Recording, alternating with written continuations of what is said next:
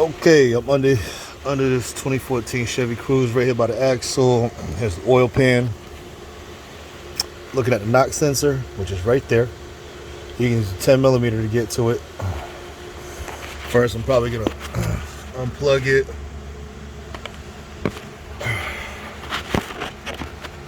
Just a little tough spot to get to, but you can get to it from down under here.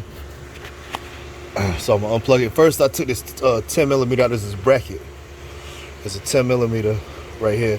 I mean, it's an E12 or something like that, but I just used a 10 millimeter socket.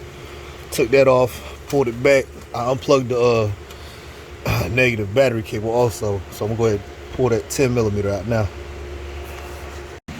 All right, it's the old one. Here's the new one. Look the same. So I pulled that, what I used was this. Just a wrench, 10 millimeter. Just felt in there for it, pulled it down. And then the wire, I took like a screwdriver and you actually lift up on this tab. You don't squeeze down, you gotta push it up. So I'm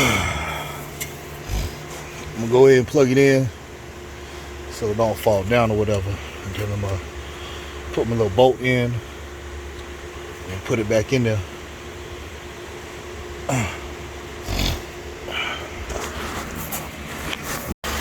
So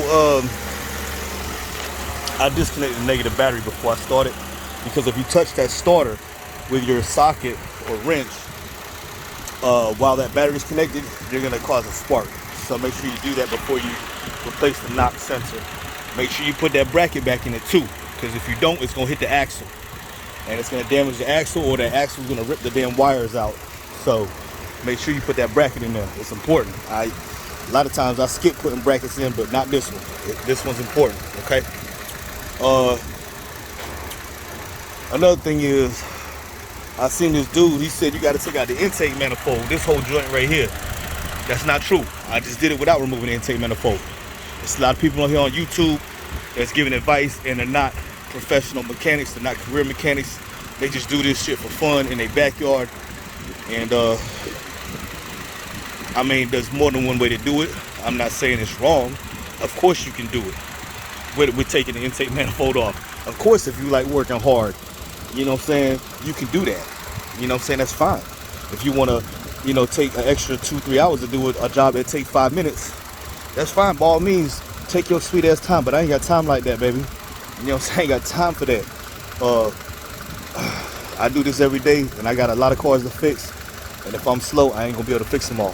So, you know what I'm saying, I like working smart and not hard, and if I can find a faster way to do it, and I can show you how to do it, you know what I'm saying, that's what I'm gonna do. So if you like the videos, and you like working smart and not hard, subscribe to the videos and get these pro tips, because ain't nobody else doing it like me, baby.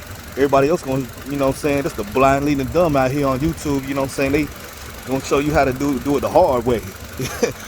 I ain't working hard, baby, fuck that.